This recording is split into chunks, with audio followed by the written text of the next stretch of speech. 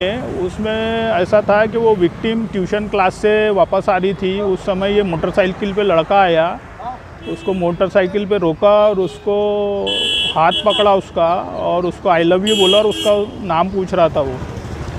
तो लड़की डर गई, डर के चले गई। उसके बाद में उसने अपने पेरेंट्स को बताई। उसके बाद में एफआईआर हुई, इन्वेस्टिगेशन हुआ और चार्जशीट हुई। चार्जशीट के बाद में सेशन कोर्ट में केस चला, एविडेंस हुआ विक्टिम का, उसकी कज़िन का, बाकी लोगों का। उसके बाद में उसको सज़ा हुई। सज़ा के बाद में यहाँ पे उसने अपील में, कोर्ट में अपील के दौरान ये आर्गुमेंट हुए कि सिर्फ आई लव यू बोलने से सेक्सुअल हरासमेंट की केस नहीं बनती है। मेरा ऐसा आर्ग्यूमेंट था कोर्ट के सामने कि आई लव यू बोलने के साथ साथ अगर वो हाथ पकड़ता है या बॉडी को टच करता है तो सेक्सुअल हरासमेंट की केस बनती है। कोर्ट का ऐसा कहना था कि ये जो उसका इंटेंशन सेक्सुअल हरासमेंट करने का था या नहीं था, ये उसके माइंड में होता है और वो देखने के लिए उसके लिए अपरेंट एविडेंस चाहिए रिकॉर्ड पर। अपरेंट एविडेंस सेक्सुअल इंटेंस दिखाने के लिए विक्टिम का एविडेंस था, उसकी कज़िन का एविडेंस था, लेकिन वो कोर्ट को नाकाफ़ी लगा। इसलिए कोर्ट ने on the basis of that he was not intending to outrage of modesty, इसलिए उसको छोड़ दिए। एट लास्ट कोर्ट ने क्या कहा? आई लव यू बोलना लैंगिक अत्याचार नहीं होता है।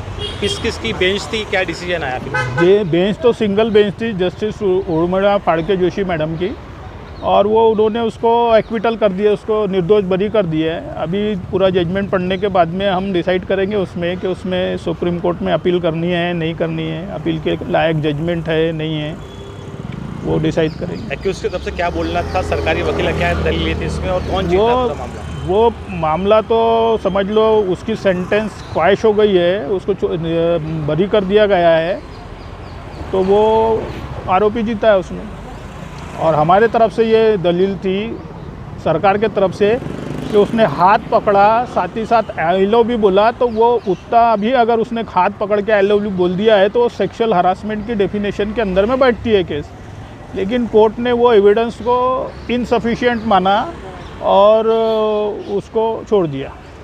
तो ये माना जाए कोर्ट के हिसाब से कि आई लव यू बोलना सेक्सुअल हरासमेंट में नहीं आता, ये निर्देश दिया गया है। आई लव यू बोलना सेक्सुअल हरासमेंट में नहीं आता ऐसा कोर्ट का कहना है, लेकिन हमारा स्टेट का प्रोसिक्यूशन का ऐसा कहना था कि उसने आई लव यू बोलने के साथ साथ हाथ भी पकड़ा, उसको रोका, उसका नाम पूछ रहा था।